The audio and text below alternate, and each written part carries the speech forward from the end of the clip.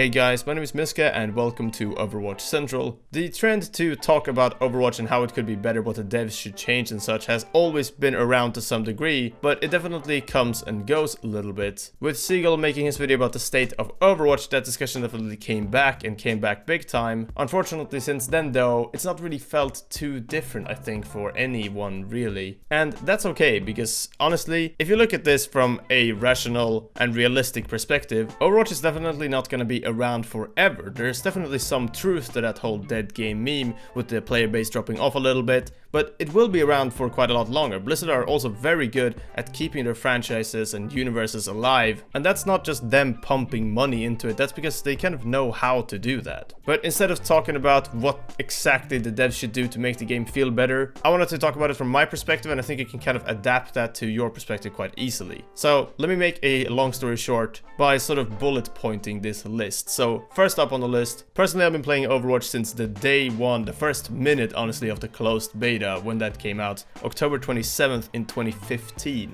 It's 2019 now. That's quite a lot later, almost 3.5 years later. And obviously I play Overwatch less than I did even just a year ago. And there's definitely some burnout there when you played a game for that long. Number 2 on the list, personally I've been focusing on main tank for quite a while now, since about when Orisa came out a little bit afterwards, I believe. And that's nearly 2 years of focusing on just one role in one video game. So again, naturally it's gonna be a different experience when starting off focusing on that role and trying to learn that role compared to later on now, when I feel like I've explored and discovered quite a lot of things around that. Number 3 on the list is, it's kind of pointless to have this sort of wish list in the back of your head about what Overwatch should change ideally. I mean, who would be making a bunch of videos asking for the devs to do certain things? That seems kind of pointless, right? Anyway, I do realize that I myself have done this, and I kind of realized that that's also part of the reason why I felt even more frustrated with the game. But I wanted to bring that up too, because this wish list sort of way of thinking from the community, myself included at least previously, is so important to keep alive and keep going, because that's how the community gets what they want into the game, but it can also get very frustrating. Let's look at what we can do instead.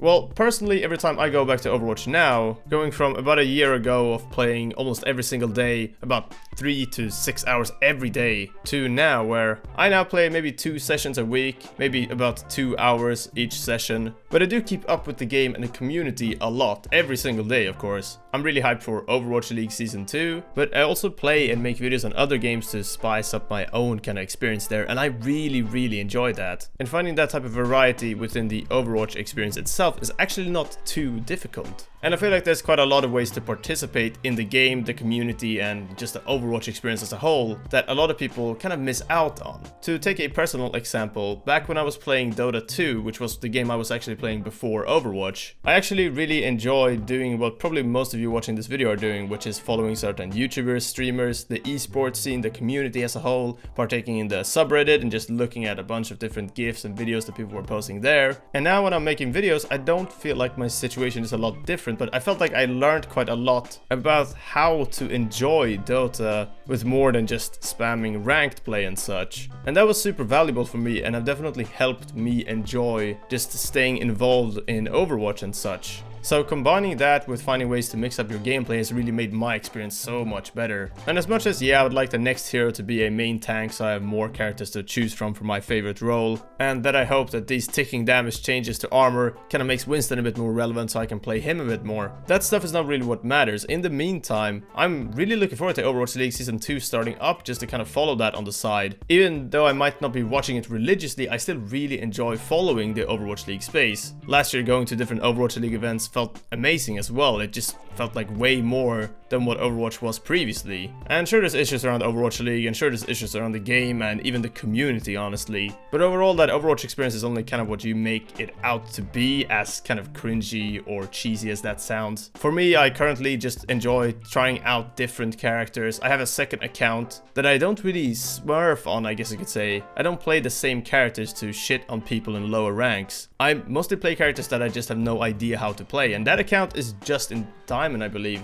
3068 in rating or something, whilst my main account, when I stopped playing religiously on that account, was at about 3.9k, so it's quite a bit of a difference, but I still really enjoy playing those other characters because it brings me a gameplay experience that I haven't necessarily gotten as tired of. Then at the same time mixing that in with other games, following esports scenes that aren't just the Overwatch esports scenes, as well as keeping up to date with everything that's happening on Reddit and with you guys in Discord comment sections or just on Twitter, I think is kind of what Overwatch is to me, because I can't think of one game that I've played that I still feel like I would go back to and not really feel tired of at all. I guess what I'm saying is, like with anything, you're never gonna have that same feeling of playing a game or doing something for the first time every single time you do it. And I think that's okay, but you gotta kind of adapt your own experience there as well. And I think because a lot of people that used to like maybe play games a little bit more casually or maybe not be as involved in ranked play and esports and such have come to Overwatch, the community has a very odd mix of people, and I think that's really good, but can also mean